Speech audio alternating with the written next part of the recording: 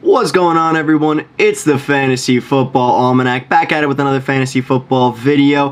I hope everyone's year is going well. I hope everyone's fantasy football season is going well. It's time to talk about our running back rankings for week 3. But before we get into it, if you guys could, please go down, give this video a like, comment anything. I am covering tons of topics down below in the comments. Whether you want to talk to me about start sits, trades, anything, I am more than here to listen.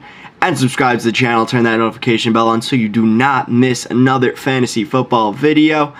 With that out of the way, let's hop right into our S tier running backs here. So the first 3 players I want to talk about in S tier, they are the same as last week. It is Saquon, it is Jonathan Taylor, it is Christian McCaffrey. All these 3 guys, in my opinion, are in a complete league of their own for this season in fantasy football. And it's because these are the 3 players who have the ability to consistently drop 25 plus fantasy points when they are on. Yes, we haven't seen it out of these 3 guys consistently yet, but it only has been 2 weeks so far this season. I think we will be seeing it more and more. For matchups, the Panthers play the Saints, and according to PFF, the Saints do have the 8th best defense in the entire league. They do have a very good defense, but this is still Christian McCaffrey. Christian McCaffrey, when he's on, will be dropping 25, no problem. He scored 15 last week without a touchdown. You figure he will get the touchdown more and more as the season goes on. He gets more and more comfortable with Baker Mayfield in this new offense, so I'm not worried about Christian McCaffrey. Saquon Barkley playing the Dallas Cowboys. They do have the 21st ranked defense according to PFF. I think they will be just fine. Yes, they did shut down Joe Mixon last week, but this is Saquon Barkley. This man's a generational talent. And Jonathan Taylor playing the Chiefs. The only way the Colts are going to be able to keep up is by running. They're one of the few teams who can't pass the ball to keep up. They need to run the ball. So Jonathan Taylor will be getting a ton of workload. But now let's move on to our A tier backs here. Alright, to start off my A tier of guys, I'm going to be talking about a few guys who haven't really been playing all that well. They haven't really gotten into the end zone, and this is very uncharacteristic of these players. It's Austin Ekeler, it's Joe Mixon, it's Dalvin Cook. These 3 players have all been held without a touchdown the first 2 weeks, which is very uncharacteristic of them. I mean, they operate in great offenses with great quarterbacks. These guys combined for 42 touchdowns last season. I do expect at least 1 or 2 of them to get a touchdown. And if they do end up getting a touchdown with the volume they have, they should be absolutely fine fantasy starts. If you're debating between these 3 guys, not a bad problem to have. Joe Mixon is playing the Jets, who, I mean, we've seen the Jets let up a ton of rushing yards. We saw what Nick Chubb did last week. I think the Jets will look to be pretty bad, and Joe Mixon will be able to feast on them. Austin Ekeler is playing the Jaguars. The Jaguars are another team that I'm really not worried about being able to stop Austin Ekeler. Yes, they did shut down Jonathan Taylor, but I think that is more on the Colts than it is on the Jaguars' defensive line. And then Dalvin Cook is playing the Detroit Lions, a team that let Miles Sanders run wild, a team that let Antonio Gibson run well. I am not too worried about these 3 guys. I still have them in my top 6. But now let's move on to the last 2 guys in my A tier. 2 guys that I think are kind of in opposite situations right now, but are both interesting people. And that is DeAndre Swift and that is Derrick Henry. Derrick Henry has looked pretty bad to start the season, honestly. I mean, hasn't really been too good for him, putting up 8 points and 6 points.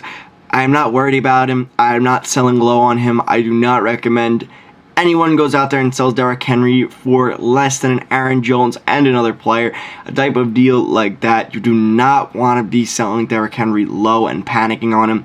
This is someone who doesn't get a lot of the receiving work, and because of that, he does not have the same floor that some of these other running backs do, but his ceiling, we've seen it before, it is absolutely insane. It is 40-point weeks. He is playing the Raiders, who have the 19th ranked defense according to PFF, so I am not too worried about Derrick Henry. I think the Bills just presented a terrible matchup against him. And then DeAndre Swift is someone who's looked insanely efficient this season. I would probably have him above Derrick Henry in my rankings. I should on the tier list up here right now. But I mean, he's just looked so efficient. He's gotten 20 carries. He's gotten 20 carries and had 200 yards. That's 10 yards a carry. I mean, that's just absolutely ridiculous. To go alongside that, this is someone who's going to be utilized in the receiving game heavily. They are playing the Vikings, and we saw what the Vikings just did against the Eagles. Jalen Hurts ran wild. Miles Sanders ran wild. DeAndre Swift should run wild. The next guy I want to talk about, and the start of my B tier, right ahead of all these guys that are questionable for next week, is Leonard Fournette. Leonard Fournette, a guy that should consistently put up 15 points. He's got a very nice floor for your team because of his receiving upside. and the fact that Mike Evans is suspended, Chris Godwin probably won't play, Julio Jones is out. The wide receiver one in this offense is now Russell Gage, and there is no more Rob Gronkowski, which means Leonard Fournette is going to be used a ton in this receiving game. He does have a hard matchup this week against the Green Bay Packers, which is a little bit unfortunate. But at the same time, this is somebody who, while he may not be very efficient in this game, he will be getting the volume, and that's what matters. The Packers, according to PFF, do have the third best defense in the league, so it is a little bit worrying, but I would still have Leonard Fournette here just because of his floor. But now let's move on. Alright, so the next three guys I want to talk about are Najee Harris, Alvin Kamara, and James Conner in that order. I would have Najee Harris first because he did come out and see 21 touches in this last game, putting any fears that he was limited last week to rest. And if that's the case, I mean, that's at least a low efficiency, high volume back that I think is a good start in the B tier. He is also playing the Browns, and the Browns don't really have a great defense. We saw them let up a ton of points against the Jets week 1. They didn't really look all that great either. So it's not bad for Najee Harris. But Alvin Kamara and James Conner, both of these guys are a bit questionable. Alvin Kamara, day-to-day with a rib injury. We don't know if he's going to play. That's why I do have him down here a little bit. I'm not sure if he's going to be operating on a snap count. And if that's the case, I would prefer to start all these other guys over him. And same thing with James Conner. If he is going to be potentially operating on a snap count, I wouldn't want to start him over any of the guys I have above. That's why I have them this low, but if they're cleared, given full clearance by medical professionals, I'm fine moving these guys up.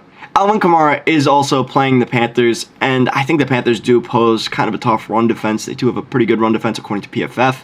And James Conner is also playing the Rams, who also have a pretty good run defense, so that's another reason why I have these dudes lower.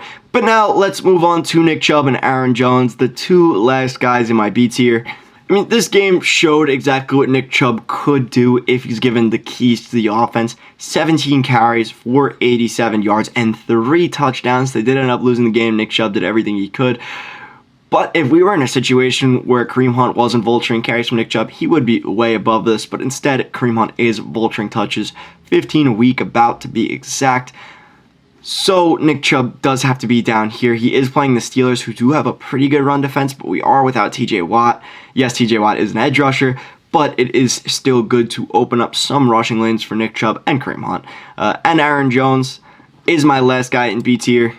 He is playing the Buccaneers, who have had a really stellar defense so far to start the season. They've actually been top 5 in almost every defensive category, shutting down the Saints and the Cowboys.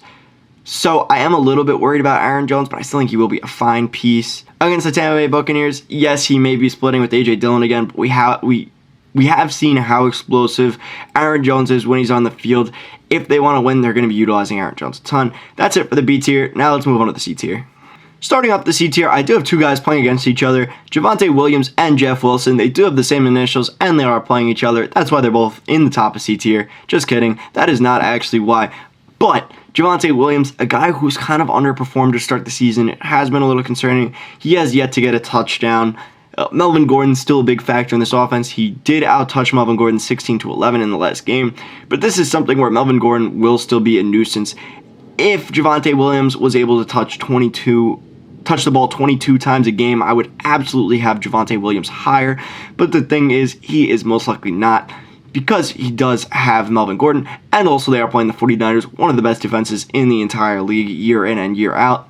According to PFF, they do have the 6th best defense in the entire league, and their D-line has always been the best attribute of their defense, so I'm a little bit worried about Javonte, but then we also have Jeff Wilson Jr. on the other side, who I think will be absolutely fine. He will be walking into pretty much 20 carries this game and get a few receptions now that Jimmy Garoppolo is back into this offense. And the Broncos, they don't really have too great of a defense. They did let Geno Smith absolutely feast, so I think Jeff Wilson Jr. will be absolutely fine and definitely a start for your RB2 or flex. Then we got A.J. Dillon and Kareem Hunt, two backups in their offense that operate as more than backups. Both of these guys should be getting around 15 opportunities, between 12 and 18 for the most part. And if you're getting that, that's fine as a running back to start. A.J. Dillon is playing the Buccaneers, and Kareem Hunt is playing up against the Steelers. So I am a little bit worried about matchups for both of these guys, but at the same time, they will be getting the opportunities, and if that's the case, all they need is a touchdown to be fantasy viable. I would at least start them as a flex. But the last two guys in this tier are guys that have been written off in the past. We do have Antonio Gibson and James Robinson. Antonio Gibson playing the Eagles, who just absolutely shut down Dalvin Cook. Well, I think Antonio Gibson will be fine. He'll get his. I am a little worried about his overall production, especially because the Eagles' defensive line is so strong. They did rank 9th according to PFF, and I mean their defensive line just looks ridiculous. We saw it up against Kirk Cousins. We saw it up against Dalvin Cook last game. So I am a little bit worried about Antonio Gibson. And James Robinson, a guy surging on my boards. He did have 23 carries, got 63% of snaps.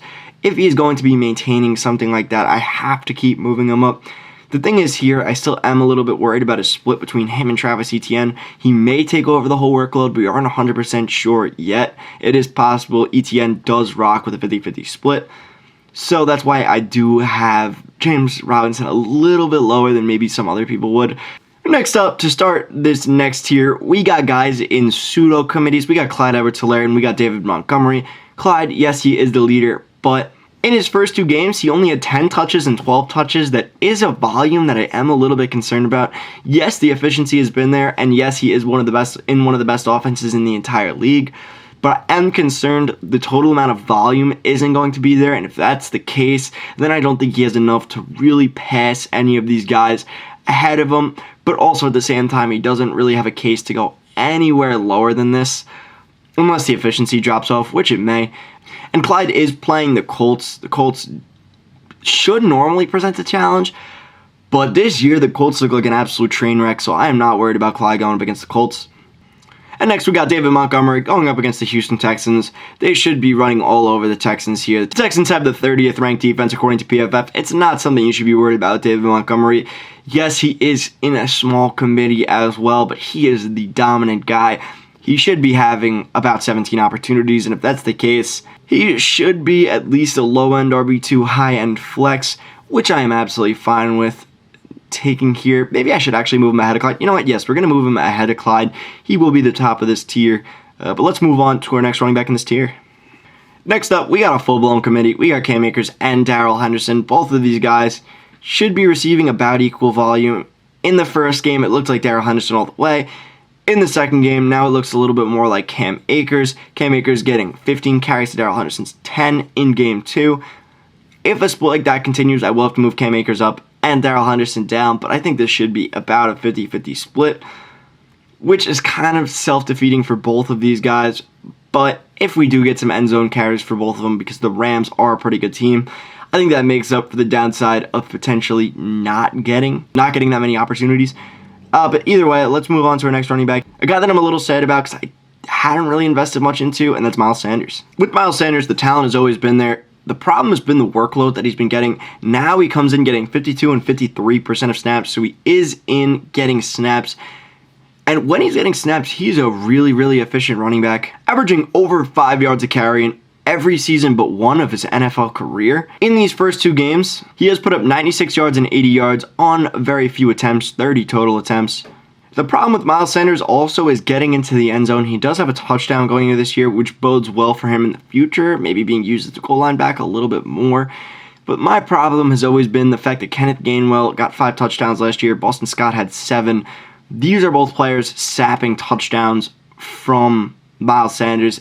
And if that's the case, I am a little bit scared with his overall ceiling. You also have Jalen Hurts coming in sapping touchdowns, so I am a little bit worried. But anyways, let's move on to our last running back, Cordarrelle Patterson. A guy who I still think deserves to be here. He is playing the Seahawks. This is somebody who's received over 30 carries in his first 2 games. Well, yes, he hasn't been as utilized as you would like in the receiving game. This is Patterson. He was utilized a ton last year. If he even gets 3 or 4 targets a game, you are definitely happy. Someone who can definitely do that. And they are playing the Seahawks. The Seahawks are one of the weakest teams in the entire NFL this season. Anyways, let's move on to our last tier here, starting with Ezekiel Elliott. Ezekiel Elliott is a guy I am super terrified of right now. A guy that I didn't want to rank any lower because of name value, but at the same time, I am super scared. In his first 2 games this season, he's had 5.4 points both games, and has had negative receiving yards in both games, not being utilized at all in the receiving game. Plus, Dak Prescott is out. Plus, he's in a committee. I'm very concerned with Zeke. Yes, he does have an easy matchup against the Giants this week, if he doesn't perform against the Giants, I would say bait and cut Zeke. I'm really just done with him. I'm sure not a lot of people are willing to take him now because he has looked that scary this season. But that's where I have Zeke. It feels weird. I was low on him going into the season, but now I'm scared out of my mind. I don't think Zeke is going to be that guy. Anyways, let's move on. Next up, we got Damien Harris against the Ravens. Honestly, this just feels a little gross because I think Damien Harris is not going to be utilized as heavily in this game. Only getting 40% of snaps in the last 2 games, but he does get a touchdown. And he does get a very efficient 15 carries along with 2 targets for 2 receptions in each of his last 2 games, which doesn't sound like much, but that's about 2.5 fantasy points a game, give or take. If he gets maybe 1 or 2 touchdowns throughout the season, that's 3.5, 4 fantasy points a game on average. Just from those targets. We were worried about Ramondre Stevenson sapping those targets. Looks like it's not going to happen. He is playing the Ravens. The Ravens always have a good defense. But at the same time, Damien Harris looked really, really good in his first 2 games, so I'm not too worried about him. Next, I got Breece Hall. I got Breece Hall over Michael Carter just because I think they drafted him high in the 2nd round. He has the draft capital. I think over time he will start to usurp Michael Carter. And if that's the case, I would rather own Breece Hall here. I would rather start Breece Hall. Because once Breece Hall starts getting a few explosive runs, I think the job is his. He is playing the Bengals, and the Bengals do have a pretty good roster. But they've looked pretty bad to start the season. The Jets may go up early in this game. It's possible. I don't think it's likely, but it's possible. And if that's the case, I think Breece Hall will be running the ball a ton. They're going to get the ball in his hands, try and get him more accustomed to this offense. Lastly, we got Dameon Pierce as an extra, our running back 31. A little bonus because we always go above and beyond here at the Fantasy Football Almanac. Dameon Pierce, a guy who stole the job from Rex Burkhead, getting 15 carries. And they are playing the Bears. The Bears, not a good team. A team they could actually go up against. Not saying it's likely again, but it is possible. And if that's the case, they're going to be utilizing Dameon Pierce, getting him into the offense. The only reason I don't have him higher is because he does not get utilized in the receiving game.